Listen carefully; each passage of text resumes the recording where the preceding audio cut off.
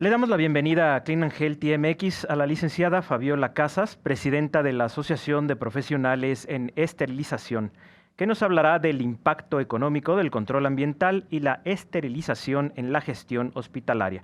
Adelante, bienvenida.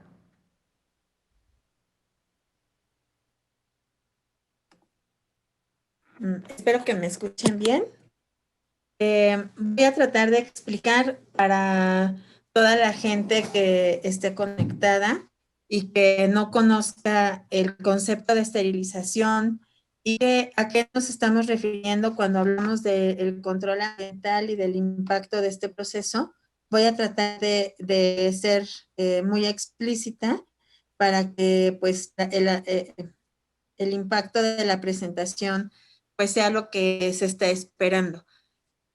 Primero quiero empezar por decir que es una gran oportunidad que podamos llegar a tanta gente en estos tiempos a través de estos medios digitales, porque hoy podemos escuchar cualquier cantidad de situaciones y de cosas en donde pueden esterilizar un carro o un automóvil porque la gente que iba adentro no quiere contagiarse de COVID, o pueden esterilizar el osito de peluche de un niño, o pueden esterilizar cualquier cosa, porque eso es lo que se difunde y lo que se promueve a través de los comerciales, y manejamos conceptos que son erróneos y manejamos procesos, manejamos actividades que están generando daño al medio ambiente, como estar metiendo a la gente en túneles de sanitización, cuando el concepto de sanitización en el español latino ni siquiera existe, porque es una traducción del inglés para la palabra desinfección.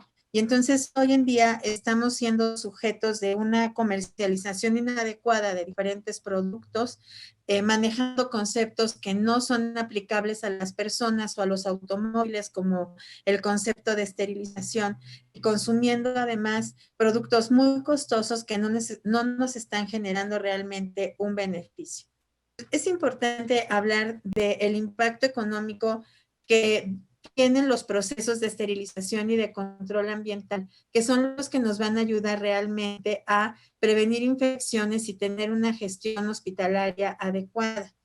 Esto no solamente tiene un impacto en lo que hacemos en los hospitales, porque estamos en un evento en donde estamos hablando de la salud de las personas. Y esto tiene que verse desde la escuela. Bueno, no se hizo un retorno a las clases porque no estamos todavía en condiciones de hacerlo, pero hubiera sido un gran riesgo mandar a los niños o a los adolescentes, a los estudiantes a las escuelas cuando no sabíamos o no tenemos o no estamos preparados para una adecuada gestión ambiental, en donde la prioridad debería de ser no solo la limpieza y la desinfección de los espacios físicos, sino también el control y la calidad del aire, que es algo fundamental para poder tener un adecuado ambiente en donde estemos conviviendo. Pasa lo mismo Pasa lo mismo en los cines, pasa lo mismo en los trabajos, por ejemplo, en donde hemos visto videos en donde se hace aspersión de una nube, de un desinfectante que no va a servir para nada, pero que nos cuesta muchísimo dinero, que no alcanza todas las superficies, que además se quedan los residuos de ese desinfectante sobre los equipos y pueden generar reacciones alérgicas o tóxicas en las personas que estén en contacto con ese desinfectante, y que además al final no nos va a funcionar. Y no nos va a funcionar simplemente porque los principales medios de contaminación hoy con esta pandemia, como lo ha sido siempre a través de los siglos, somos las personas, y el segundo medio más importante de contaminación es el aire. Por eso es importante enfatizar la limpieza y la desinfección constante de las superficies que tocamos con mayor frecuencia, pero también la limpieza del aire, los recambios, los sistemas de ventilación adecuados. Dentro de todos estos conceptos de los que les estoy hablando a través de esta breve introducción, pues tenemos que hablar de un proceso que es fundamental para que en los hospitales pueda haber una una adecuada gestión y prevención de diferentes eventos adversos que se pueden presentar, como por ejemplo las infecciones. Las infecciones que han sido el primer evento adverso en el mundo y que generan graves riesgos para los pacientes y obviamente para la economía de las instituciones. Entonces, lo que buscamos a través de un sistema adecuado de esterilización, pues es que podamos gestionar que los instrumentos, los dispositivos, los materiales que se van a usar con los pacientes puedan ser tratados adecuadamente a través de diferentes procesos, tanto los procesos de desinfección como los procesos de esterilización. Y aquí viene la primera aclaración para personas que no necesariamente tengan que estar en hospitales. No todo tiene que ser esterilizado.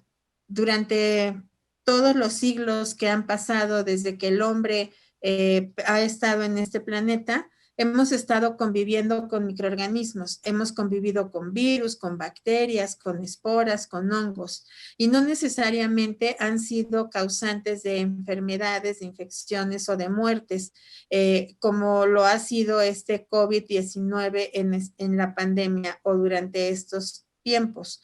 Muchos de estos microorganismos, las bacterias, por ejemplo, las levaduras, nos permiten procesos fisiológicos que hacen que nos adaptemos al medio ambiente en donde estamos. No podemos meternos en una burbuja, no podemos desinfectar absolutamente todo y no podemos usar desinfectantes que están hechos para hospitales en donde los microorganismos son mucho más resistentes y se encuentran en mayor número, y por la vulnerabilidad de las personas que tratamos en los hospitales tienen muchos más riesgos de que ese microorganismo cause una infección. No podemos tratarlos del mismo modo en la comunidad.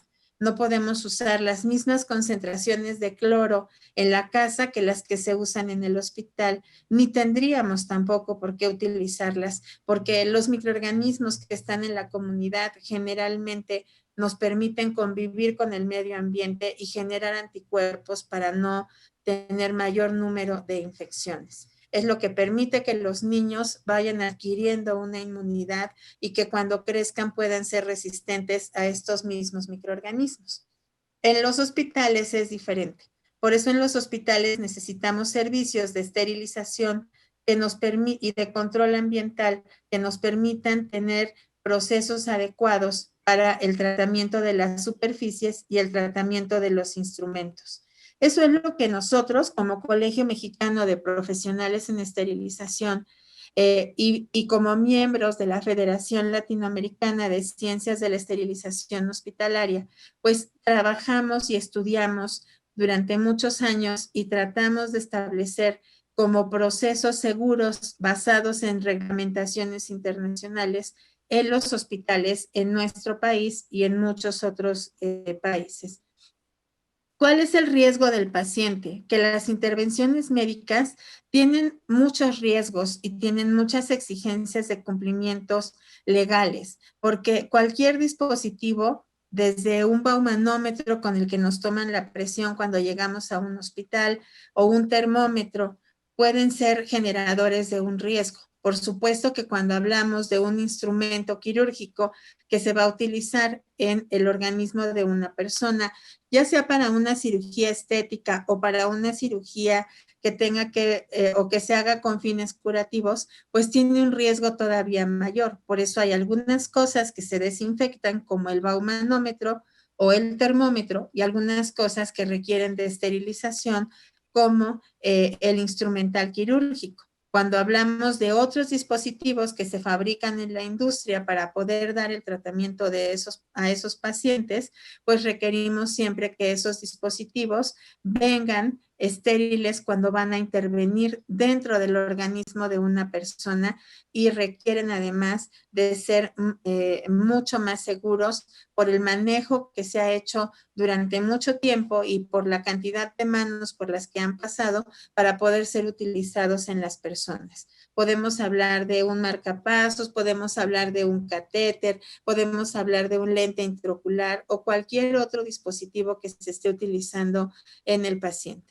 En México, no existe una normatividad específica para las centrales de esterilización, pero sí existen criterios de certificación de hospitales que establecen las medidas de prevención de infecciones y establecen también algunos estándares dentro de este rubro de prevención de infecciones enfocados hacia la central de esterilización. Pero existen además muchos estándares internacionales como los estándares ISO que nos dan la base para poder establecer cómo debe de hacerse el proceso de esterilización de manera segura para poder garantizar que el paciente no se va a infectar por el contacto con estos dispositivos. En muchos lugares la esterilización, y si ustedes lo piensan, si hablamos de esterilización, podemos o puede venir a la mente de las personas desde las vasectomías o las salpingoplasias o las oclusiones tubáricas para no tener más hijos, y a eso le llamamos esterilización. De repente hay campañas de esterilización para perritos y gatitos, y entonces la gente cree que eso es esterilización. Pero la esterilización de la que estamos hablando es un concepto totalmente distinto y hay cosas que nunca voy a poder esterilizar porque simplemente no existen los equipos o los dispositivos para poder esterilizar ese tipo de cosas. Por eso es importante entender que cuando hablamos de esterilización, estamos hablando de el método con comprobación científica que está aprobado en todo el mundo por la comunidad científica para poder eliminar cualquier forma de vida de microorganismos, virus, bacterias, hongos, micobacterias, esporas y cualquier otro tipo de agente patógeno que no sea un microorganismo como podrían ser los priones. Entonces la esterilización debe de controlarse y debe de validarse. Y debe de controlarse además en términos de probabilidad de cuántos microorganismos pueden quedar vivos después de que se hacen estos procesos. Con esto yo no quiero que ustedes sean expertos en esterilización. Quiero ponerlos en el contexto en el cual tenemos que entender si ustedes trabajan en un hospital o si ustedes manipulan dispositivos médicos o si ustedes trabajan, por ejemplo, en una clínica donde se hacen procedimientos odontológicos o de oftalmología, que nosotros tenemos que aprender que la esterilización no puede darse solamente como un acto mágico en donde metemos un instrumento o un dispositivo a un equipo para esterilizar y automáticamente todo lo que pasa adentro de ese equipo va a hacer que los microorganismos se mueran. Eso no es posible.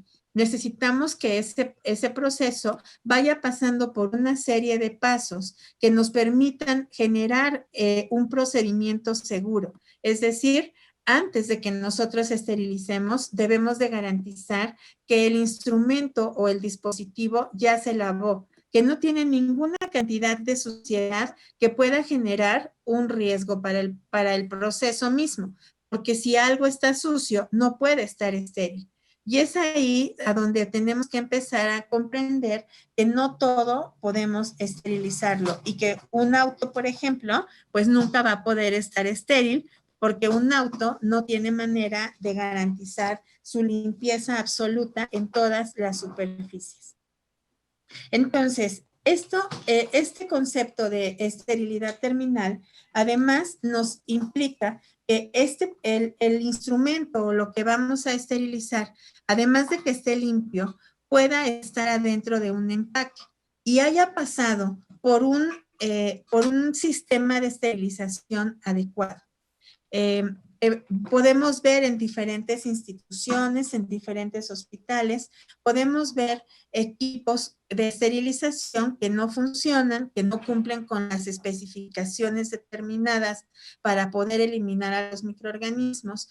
Y si nosotros pensamos o retrocedemos en el tiempo, quienes tenemos más de 40 años, pues sabemos que nuestras abuelitas y nuestras mamás hervían jeringas en la lumbre y las esterilizaban aparentemente para poder inyectarnos. Y esto tampoco es un proceso seguro y no estamos refiriéndonos con hervir el agua o hervir estos materiales a la esterilización. Necesitamos contar con equipos seguros y adecuados para poder hacer este proceso.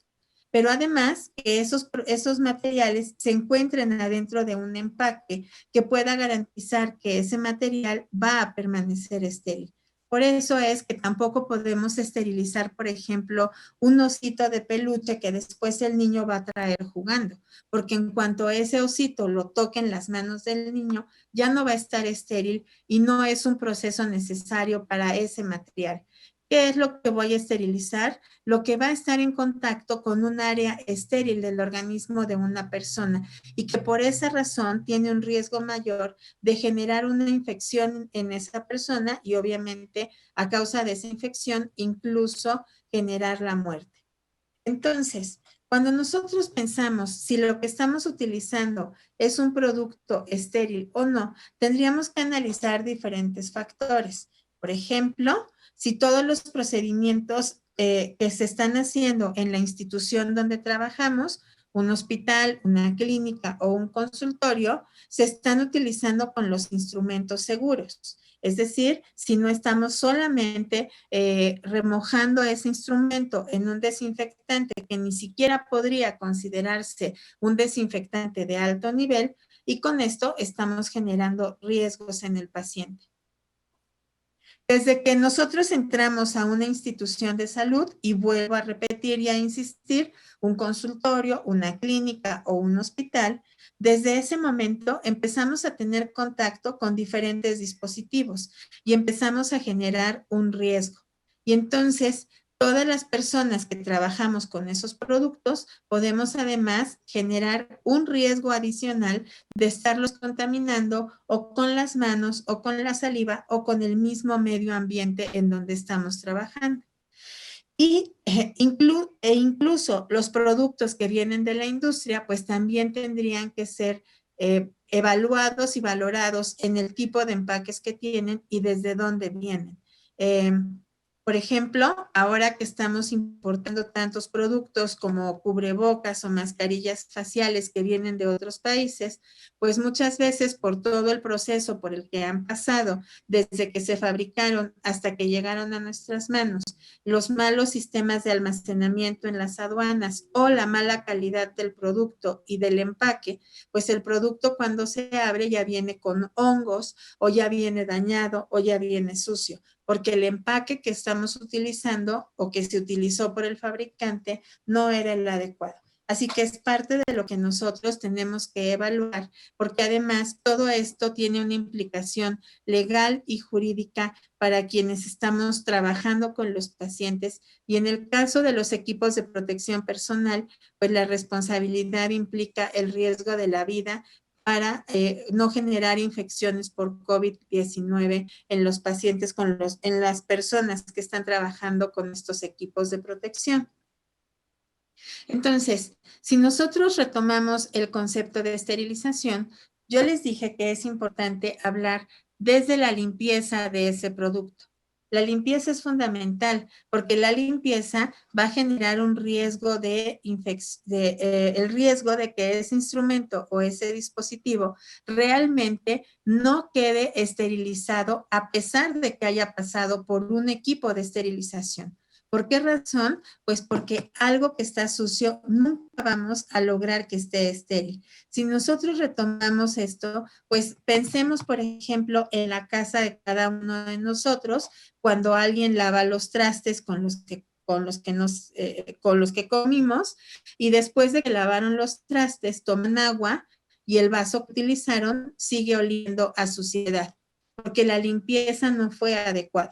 Y entonces, si nosotros pensamos en la persistencia de la suciedad después de la limpieza, vamos a entender que esa suciedad puede hacer que permanezcan sobre esa superficie microorganismos incluso después de la esterilización, porque los microorganismos se protegen en la suciedad. Por lo tanto, el proceso más importante con cualquier tipo de esterilización o de desinfección necesariamente será la limpieza. Y después es importante también hablar del funcionamiento de los instrumentos, la corrosión de esos instrumentos como un factor de riesgo que por supuesto tiene un impacto económico. La calidad del instrumental está determinada no por la marca del fabricante ni por el país de donde venga ese instrumento. Está principalmente determinada por la calidad del acero con el que ese instrumento se construyó. Ese acero debe de tener diferentes elementos porque el acero inoxidable es la combinación de diferentes elementos químicos de diferentes metales. Por ejemplo, puede tener molibdeno, vanadio, cromo, fierro, etcétera. Entonces, un momento.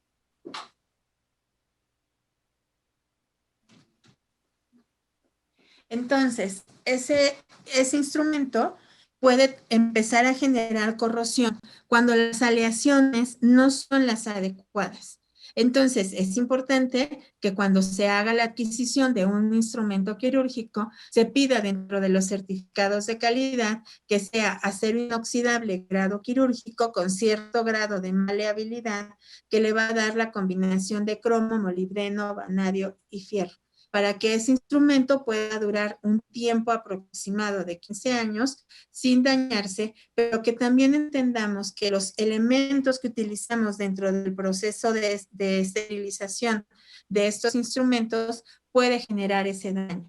Por ejemplo, hay lugares o hay instituciones en donde se utiliza cloro para poder desinfectar estos instrumentos. Y el cloro es un elemento corrosivo para los instrumentos quirúrgicos. Por lo tanto, el instrumental se va a dañar, se va a deteriorar muy rápido y no nos va a dar el tiempo de vida que estamos esperando.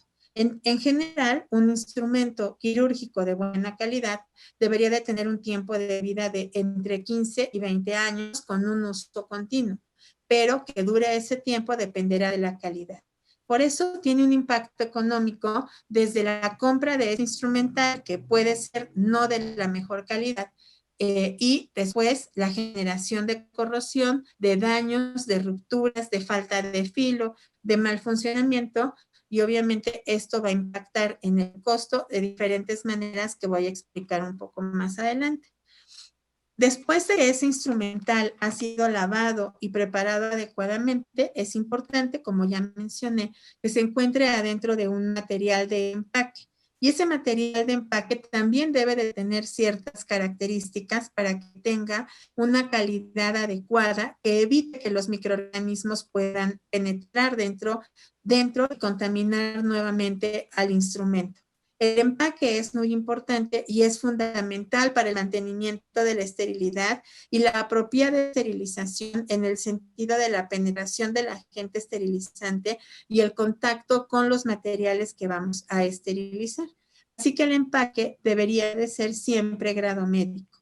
Cuando quienes somos empresarios pensamos que un empaque puede ser un empaque de tela, pues la tela no tiene una porosidad controlada, no tiene una fabricación estandarizada y no es una barrera microbiológica. La tela absorbe humedad, la tela se puede contaminar muy fácil y por lo tanto el contenido que esté adentro de ese empaque pues va a ser un contenido que puede estar contaminado aún y cuando se haya esterilizado porque no estamos utilizando barreras microbiológicas adecuadas. Así que es importante empezar a cambiar nuestros conceptos y empezar a entender que la calidad del proceso de esterilización pues, tiene que ver con todos los elementos de uso que tenemos que darle para poder garantizar que la esterilización no solamente va a llevarse a cabo, sino se va a mantener hasta que la persona utilice ese material estéril.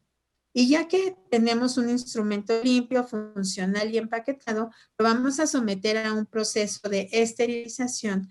Y ese proceso de esterilización debe de hacerse en un equipo que sea funcional, en un equipo que sea adecuado para el tipo de material que vamos a utilizar. Y algo que es muy importante y que espero que nos estén escuchando muchas personas que trabajen en hospitales, muchas personas que gestionen dentro de los hospitales todos los aspectos de calidad, porque es muy importante entender que si un equipo no ha sido validado, es decir, Si ese equipo de esterilización ya tiene 10 años y nunca hemos hecho un proceso de validación para saber que sigue funcionando adecuadamente y que un químico farmacobiólogo haga la validación para saber que microbiológicamente sí está matando microorganismos y que el equipo cumple con los parámetros adecuados, pues puede ser que tengamos un equipo que solamente esté calentando cargas, pero no esté haciendo el proceso de esterilización. Esto es muy importante de entenderlo, porque es parte de las inversiones que los hospitales deben de hacer para garantizar que los equipos son funcionales y que sí van a cumplir con los parámetros definidos. Pongo un ejemplo común que todos podemos analizar y entender. Los equipos mecánicos se descalibran de una manera muy rápida dependiendo de su uso. Por ejemplo, las básculas. Todos los días nos subimos, nos pesamos en la báscula y la báscula nos dice que no hemos subido de peso, pero la ropa ya no nos queda, hemos notado que subimos de peso y la báscula no nos da el reporte adecuado porque esa báscula puede estar descalibrada. Pasa lo mismo con los termómetros que hoy nos ponen en la frente o que nos ponen en el brazo y que dicen que estamos muertos porque tenemos 34 grados de temperatura o a veces menos. No, el problema no es que el termómetro no sea el adecuado para la medición de la temperatura. El problema en realidad es que se usa tantas veces al día con tantas personas diferentes que el equipo ya se descalibró. Así que cualquier equipo debería de calibrarse y después validarse en su funcionamiento.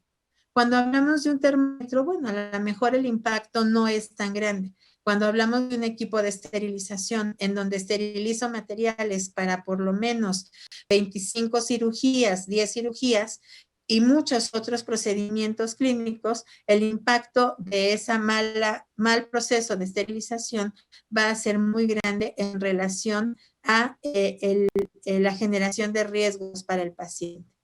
¿Qué riesgos podrían ser? Pues desde incidentes como la ruptura de un instrumental adentro de una cavidad quirúrgica, el olvido de un instrumento adentro de esa cavidad por el mal control de los instrumentos, por supuesto que el incremento de tasas de infecciones intrahospitalarias, la insatisfacción del usuario, porque no conozco hasta el día de hoy ningún paciente que se haya infectado y que además esté feliz y esté agradecido por la atención que le dimos, porque eso está generando en el paciente una serie de complicaciones que ahorita vamos a mencionar.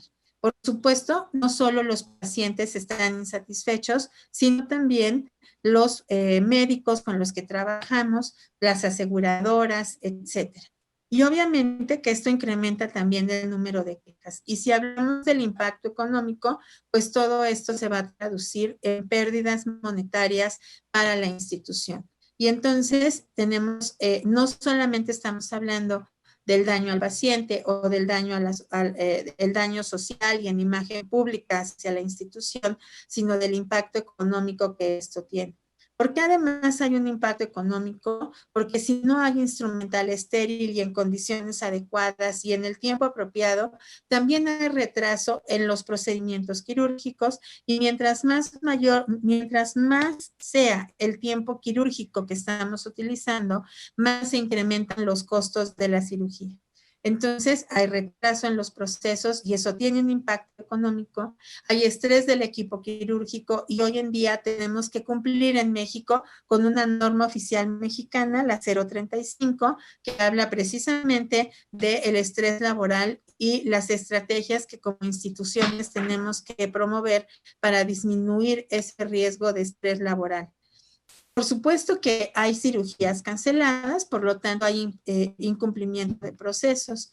El control del inventario es inadecuado, hay pérdida de instrumentos y cada instrumento tiene un costo y entonces todo esto también tiene un impacto económico importante.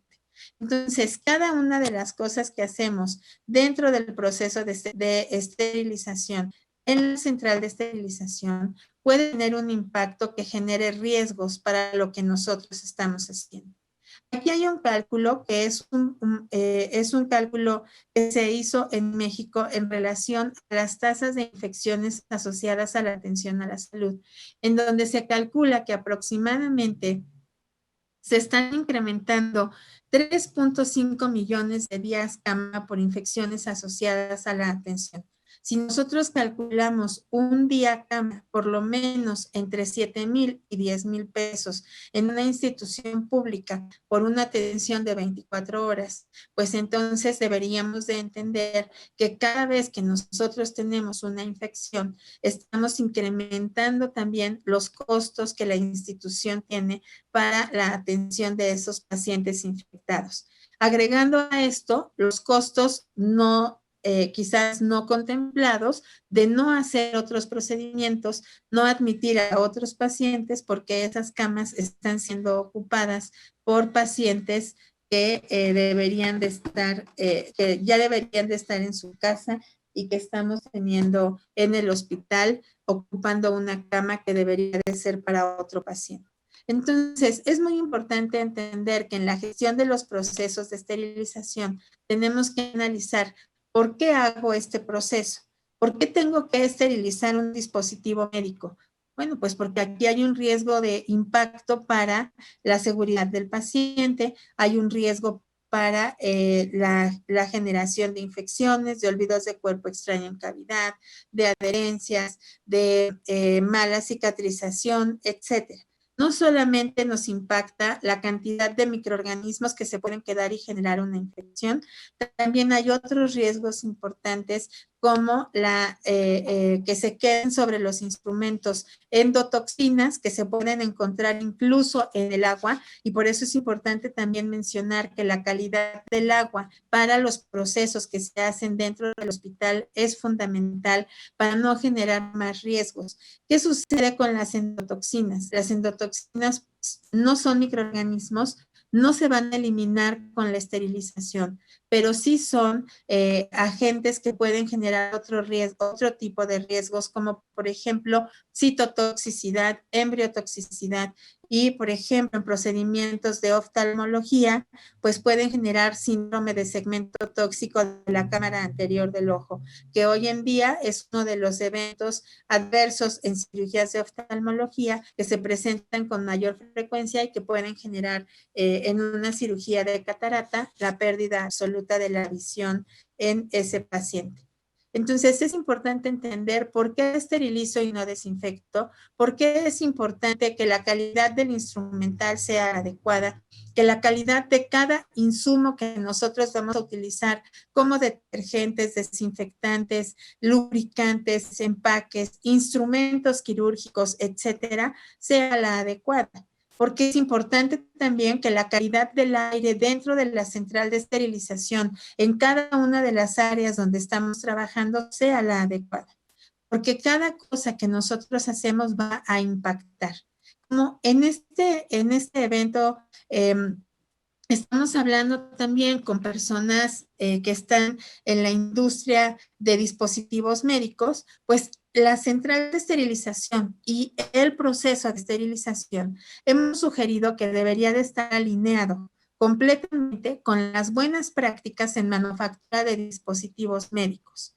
Un dispositivo médico, como un catéter, como una sonda, debe de haber pasado por muchos procesos regulatorios antes de salir al mercado.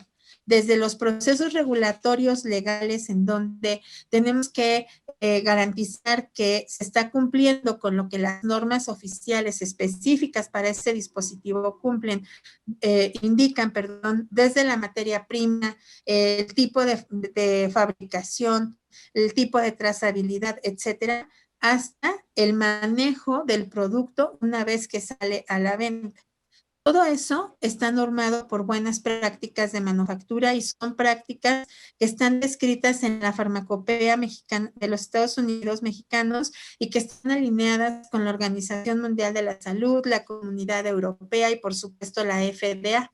Entonces, estas buenas prácticas deberían de ser iguales para la industria que para los hospitales, porque el riesgo de que estos dispositivos generen una infección o cualquier otro evento adverso en el paciente es exactamente el mismo. no hay una diferenciación. Y lamentablemente la industria tiene que cumplir con muchos de estos procesos y los hospitales no tienen que cumplir con ninguno de esos procesos cuando el riesgo podría incluso ser mayor en el hospital, porque un dispositivo que se fabricó en la industria nunca ha sido introducido en el organismo de una persona. Por lo tanto, la carga bacteriana biológica que podría tener es muy baja. Sin embargo, lo que se fabrica, lo que se utiliza en el hospital, ha sido utilizado en personas, ha estado en contacto con sangre, con materia orgánica y por supuesto con microorganismos. Por lo tanto, el riesgo de que ese dispositivo esté contaminado y permanezca contaminado después de la esterilización es muchísimo mayor. Por lo tanto, es importante siempre plantearnos por qué tengo que hacer las cosas con calidad. ¿Qué tipo de procesos son los que tenemos que hacer y cuál es el objetivo de hacer esos procesos bajo ciertas condiciones de calidad y de regulación? Es importante también analizar quién los va a hacer, porque esa es otra de las fallas que podemos encontrar dentro del proceso de esterilización y que por supuesto van a tener un impacto económico importante. ¿Quién es la persona indicada para gestionar este proceso? ¿Un químico, una enfermera, un ingeniero biomédico? Bueno, pues aquí podemos tener diferentes vertientes. Una enfermera es por antonomasia, la persona que ha hecho durante toda la vida el proceso de esterilización porque conoce los productos, el manejo del producto y el uso del producto en el paciente. Así que la concepción del riesgo que hay para el paciente es mucho más completa en la mente de la enfermera que en la mente del ingeniero, que únicamente repara los equipos o que únicamente sugiere los parámetros sobre los cuales tenemos que trabajar para que ese equipo funcione correctamente. Un químico farmacobiólogo es importante porque el químico farmacobiólogo puede hacer la validación y la liberación de las cargas bajo ciertos parámetros que podrían generar una liberación paramétrica para un lote de productos esterilizados en el hospital. Entonces, la propuesta sería que pudiéramos tener centrales de esterilización profesionalizadas con equipos interdisciplinarios que pudieran intervenir en conjunto para generar dispositivos y productos médicos estériles seguros para el paciente y seguros para el propio usuario, que podría ser la enfermera, el médico o el personal del hospital. Entonces, es importante definir quién va a hacer ese proceso, quién va a hacer cada etapa del proceso y bajo qué parámetros se van a realizar.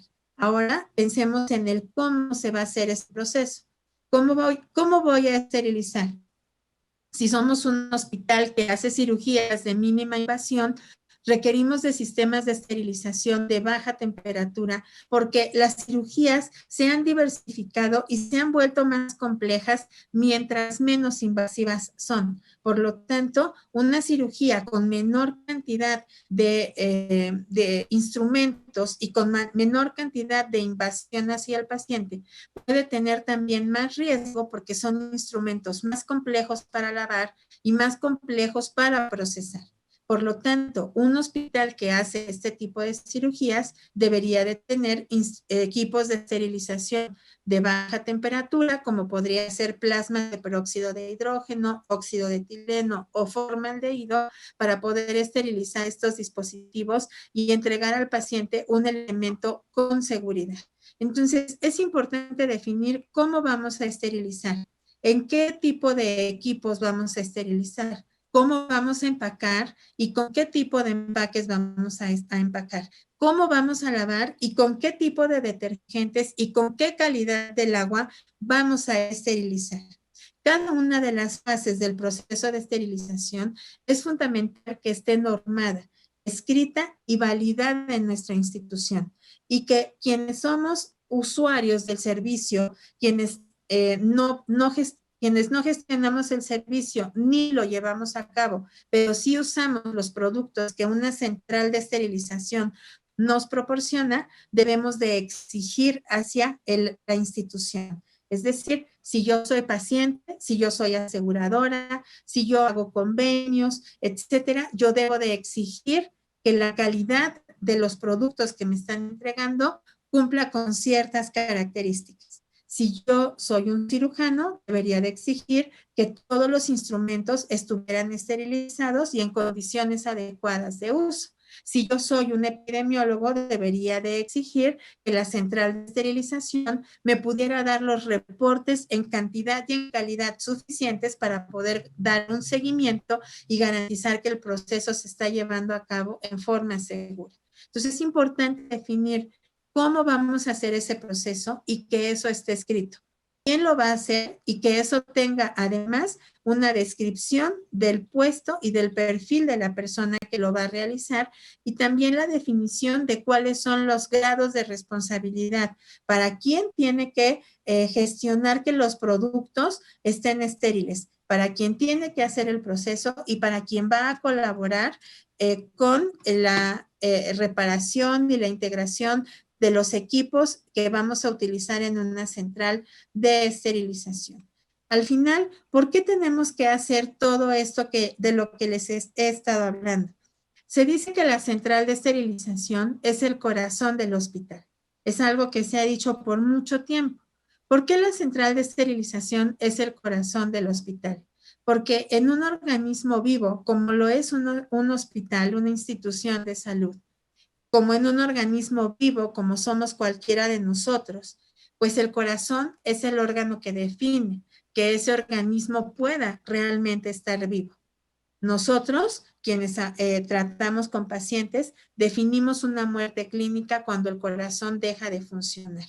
Por lo tanto, si nosotros tenemos a un corazón que es la central de esterilización, que no funciona correctamente, que no cumple con las características adecuadas, que no tiene el personal adecuado para poder hacer cada uno de los procesos, que no tiene instrumentos adecuados para poder esterilizar, que no tiene equipamiento funcional para poder hacer los procesos, pues entonces estamos teniendo un organismo enfermo.